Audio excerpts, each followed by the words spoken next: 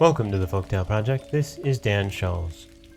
Today's story is an American folktale, and this one by Charles Skinner comes from upstate New York. This is Rogers' Slide.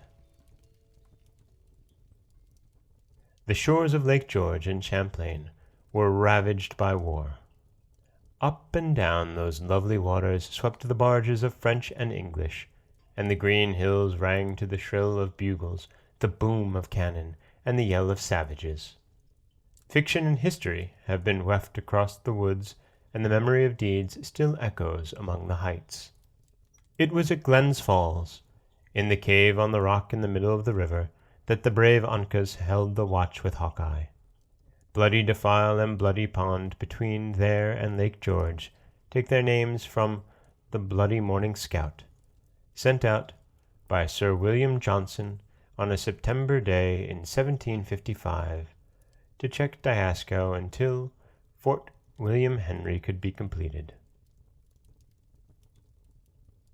In the action that ensued, Colonel Williams, founder of the Williams College, and Captain Grant of the Connecticut line, great-grandfather of the president who bore that name, were killed.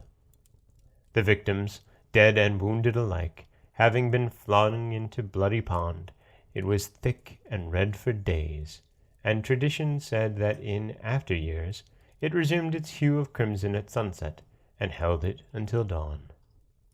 The captured, who were delivered to the Indians, had little to hope, for their white allies could not stay their savagery.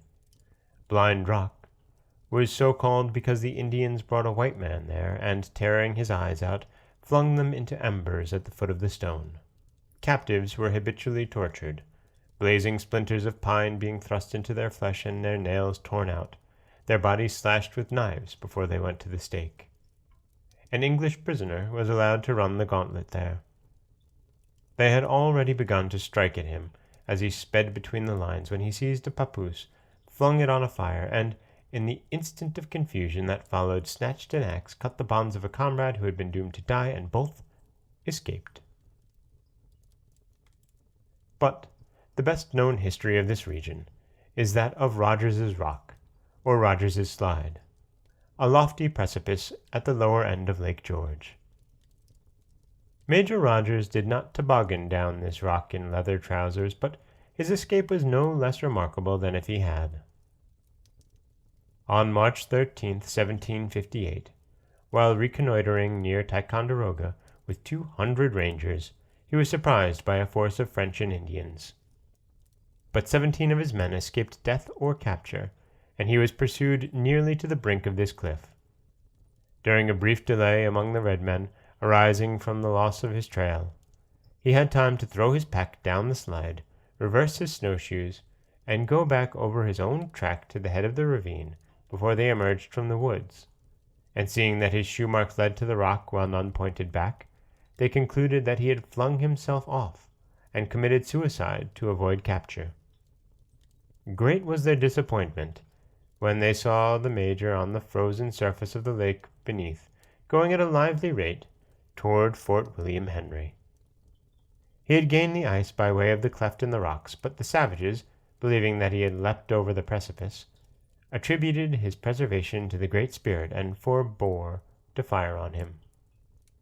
Unconsciously, he had chosen the best possible place to disappear from, for the Indians held it in superstitious regard, believing that spirits haunted the wood and hurled bad souls down the cliff, drowning them in the lake, instead of allowing them to go on the happy hunting grounds. The major reached his quarters in safety, and lived to take up arms against the land of his birth when his colonies revolted 17 years later. And that is the story of Rogers' Slide by Charles Skinner. It's in upstate New York. That's where Lake George and Champlain are, as well as the town of Glens Falls. This is Dan Scholes from the Folktale Project. Don't forget that you can subscribe to the podcast on Apple Podcasts, Stitcher, Google Play, anywhere that you like to get your podcasts. You can also follow us on Twitter at Folktale Project. You can find us on Auto Radio and TuneIn Radio, and you can always head over to folktaleproject.com, where you'll find a new story waiting for you every weekday morning. Thanks for listening.